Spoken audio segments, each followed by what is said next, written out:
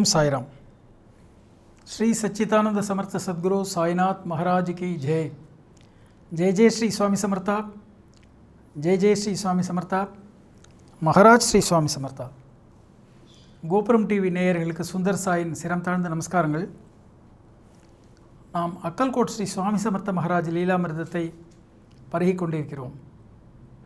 அதில் போன 2 எபிசோடாக நம்ம பார்த்தது ரொம்ப பிரமாதமாக ஆன்மீகத்தில் முன்னேற்றத்தை நாடிக்கொண்டிருந்த விட்டல் சுவாமிக்கு ஆலந்தி நரசிம்ம சரஸ்வதி என்று அழைக்கப்பட்ட அந்த சுவாமிக்கு அவருடைய தேவையை அறிந்து ஜீவாத்மா பரமாத்மாவோட கலக்கக்கூடிய உபாயத்தை சொல்லிக் கொடுத்து அவர் அந்த பிரம்மரந்திரம்ங்கிற அந்த மண்டையில் இருக்கக்கூடிய ஓட்டில் இருக்கக்கூடிய ஒரு சிறு துளையை எப்படி அவர் ஓப்பன் பண்ணி அந்த பேரானந்த பெருநிலையை அனுபவித்தார் அப்படிங்கிறத பார்த்தோம். அதே மாதிரி மாலோஜி ராஜே அவருடைய அத்தியந்த பக்தர்.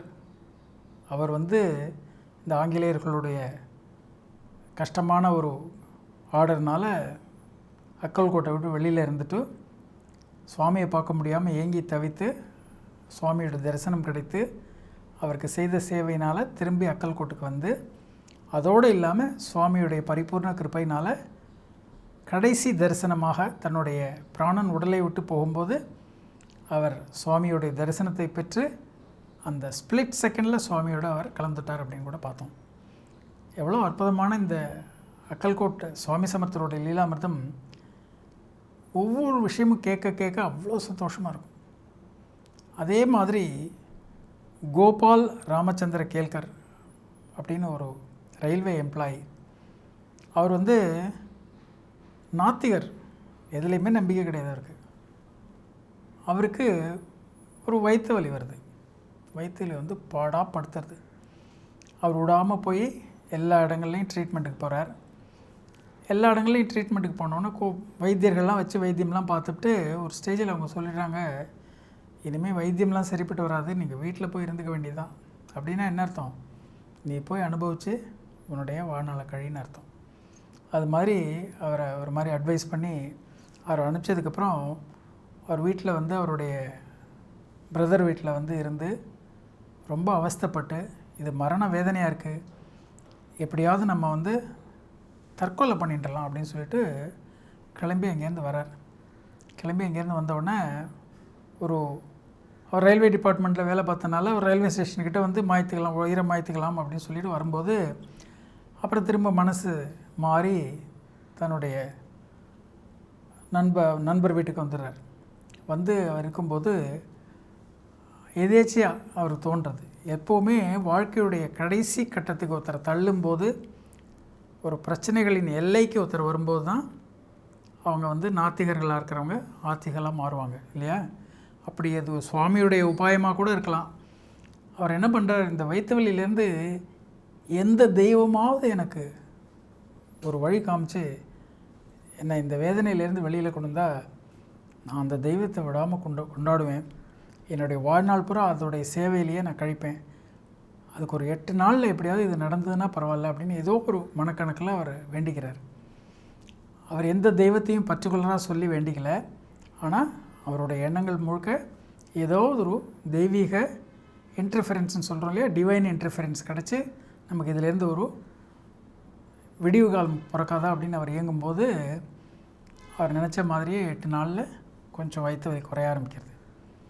எதிர்பாராமல் எந்த விதமான விசேஷமான வைத்தியமும் பண்ணாமல் இந்த மாதிரி ஒரு வயிற்று வலி குறைய ஆரம்பித்தோடனே அப்போ அவருக்கு புரியுது தன்னுடைய வேண்டுதல்னால தான் இந்த அற்புதம் நடக்க ஆரம்பிச்சிருக்கு. அப்படின்னோடனே சரி, நம்ம ஏற்கனவே வேண்டின்ட்டோம், நம்ம ஏதாவது ஒரு தெய்வத்துக்கோ இல்லை ஏதாவது ஒரு மகனியர் முனிவர்களுக்கோ ரிஷிகளுக்கோ யாராவது ஒரு மகான்களுக்கு நம்ம உதவி போய் சேவை செய்யணும் அப்படின்னு நம்ம ஏற்கனவே ப்ரேயர் பண்ணிட்டோம் இல்லையா? அது மாதிரி நம்ம சேவை செய்யலான்னு பார்க்கும்போது அப்போ அவர் காதில் கேள்விப்பட்டது 2 மகான்கள்.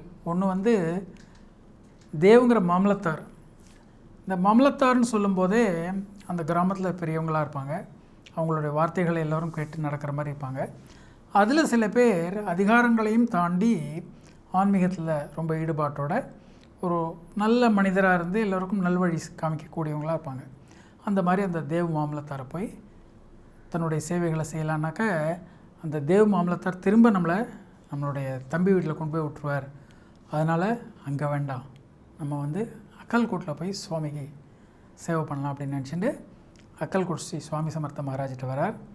அக்கல்கோட் ஸ்ரீ சுவாமி சமர்த்த மகாராஜ் பார்த்த உடனே, அவருக்கு தரிசனம் பார்த்த உடனே கண்ணிலேருந்து அப்படி ஜலமாக வருது. அப்படி சந்தோஷமாக அக்கல்கோட் ஸ்ரீ சுவாமி சமர்த்த மகாராஜுக்கு போய் நமஸ்காரம் பண்ணி அவருக்கு சேவைகள்லாம் செய்ய ஆரம்பிக்கிறார். கொஞ்சம் கொஞ்சமாக அக்கல்கோட் ஸ்ரீ சுவாமி சமர்த்த மகாராஜ் மேலே அவருக்கு ஒரு ஈடுபாடு வருது, ஆன்மீகத்தில் ஒரு நாட்டம் வருது. ஏன்னா இருந்த வேதனைகள்லாம் அவர் தான் தீர்த்து வச்சிருக்கிறதுனால. அந்த மாதிரி அவர் சேவைகள் செய்துன்னு இருக்கும்போது அவருக்கு ஒரு நாள் ஒரு கனவு வருது. அந்த கனவில் அக்கல்கோட் மகாராஜ் வந்து அவரோட வயிற்றை தடவி கொடுத்து, உன்னோட வியாதியெல்லாம் நான் ஃபுல்லாக குணப்படுத்திடுறேன் அப்படின்னு சொல்லி உத்தரவாதம் கொடுக்குறாரு. அது கொடுத்தவுடனே அவர் வயிறு அப்படியே வீங்கி இருக்கிற வயிறு, ஏற்கனவே பிரச்சனைகள் வயிற்று வலினால் நல்லா வீங்கி இருக்கிற வயிறு, உடனே அவருக்கு ஒரு சிறுநீர் கழிக்கணுங்கிற ஒரு தூண்டுதல் வந்து போய் சிறுநீர் கழித்தா கிட்டத்தட்ட 2 லிட்டர் சிறுநீர் கழிக்கிறார். அதில் எல்லா விதமான அந்த கிருமிகள் எல்லாம் வாஷ் அவுட் ஆகிடுது. அப்படியே வாஷ் அவுட் ஆகி அந்த வீங்கி இருந்த வயிறு அப்படியே ஒட்டி போயிடுது. அடுத்த நாள் அவர் வந்து அக்கல்கோட் சுவாமி சமர்த்திட்ட வரார். இந்த பிராமணனோட வயிற்று பாருங்கள் எல்லோரும் அப்படின்னு சொல்லி கேலி பண்ணுறார் அக்கல்கோட் சுவாமி. ஏன்னா அப்படி ரொம்ப வீங்கி இருந்த வயிறு அப்படியே சாதாரணமாக ஆகிடுது. பரம சந்தோஷமாக அவங்க அக்கல்கோட் சுவாமி சமர்த்த மகாராஜுடைய ஆசீர்வாதத்தை வாங்கிக்கிறார். வாங்கிட்டு அங்கேயே இருந்து அவர் சேவை பண்ணுறார். இப்படி தான் அக்கல்கோட் ஸ்ரீ சுவாமி சமர்த்த மகாராஜ் ஆன்மீகத்தில் நாட்டம் இல்லாதவங்க, இந்த மாதிரி கடவுள் மறுப்பு கொள்கை உள்ளவங்க, அவங்க எல்லோருக்குமே அவங்களுடைய பூர்வ ஜென்ம கணக்கை பார்த்து, அவர்களுடைய முன்னோர்கள் செய்த சேவைகள்லாம் பார்த்து அவங்களுக்கு ஒரு தீர்வு கொடுக்கறதுக்காக இது மாதிரி அவர்களுக்கு நோயிலிருந்து ஒரு தீர்வை கொடுத்து அவர்களை தன் பக்கம் அணைத்து கொண்டு அவர்களை ஆன்மீகத்தில் முன்னேற்றி செல்கிறார் அப்படின்னு பார்க்குறோம். அதே மாதிரி அவருக்கு இன்னொரு கனவு வருது. அந்த கனவில் அவர் 4-5 பேரோடு உட்காந்துட்டுருக்கார்.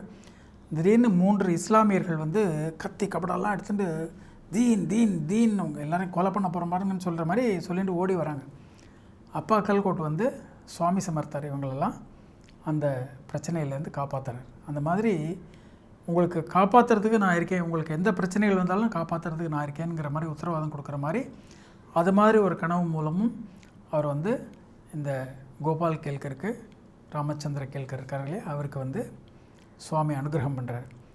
அது மாதிரி நம்ம வந்து கடவுள் மறுப்பு உள்ளவர்களாக இருந்தால் கூட அவர்களையும் அரவணைத்து அவர்களுடைய பிரச்சனைகளை தீர்த்து அவர்களை ஆன்மீகத்திற்கு கொண்டு வந்து ஆன்மீகத்தினுடைய அந்த துளி இருக்கு இல்லையா, அந்த ஒரு சந்தோஷமான ஒரு நிலைமை, அதை அவங்களுக்கு கொஞ்சம் காமிச்சு கொடுத்துட்டா போகிறோம். அதுக்கப்புறம் அது தீயாக வளர ஆரம்பிச்சிடும். ரமண மகர்ஷி அது சொல்லுவார், அடிக்கடி சொல்லுவார், அது என்ன பண்ணுறதுனே தெரியாது, நம்ம இழுத்துட்டே போகும் அப்படின்னுவார். அந்த மாதிரி இந்த ஆன்மீகங்கிறது அப்படியே நம்மளை இழுத்து கொண்டு போகும். அப்படி ஒரு அபரிமிதமான ஒரு வாய்ப்பை அக்கல்கோட் ஸ்ரீ சுவாமி சமர்த்த மகாராஜ் கொடுத்து அந்த பக்தரையும் ஆட்கொண்டு அவருக்கும் ஆன்மீகத்தில் உன்னத நிலையை கொடுக்குறார். இதே மாதிரி அக்கல்கோட் ஸ்ரீ சுவாமி சமர்த்த மகாராஜருடைய லீலாமிர்தத்தை மேலும் மேலும் நாம் பருகுவோம் அடுத்த வாரம் தொடர்ந்து. ஜெய் ஜெய் ஸ்ரீ சுவாமி சமர்த்தா, ஜெய் ஜெய் ஸ்ரீ சுவாமி சமர்த்தா, மகாராஜ் ஸ்ரீ சுவாமி சமர்த்தா.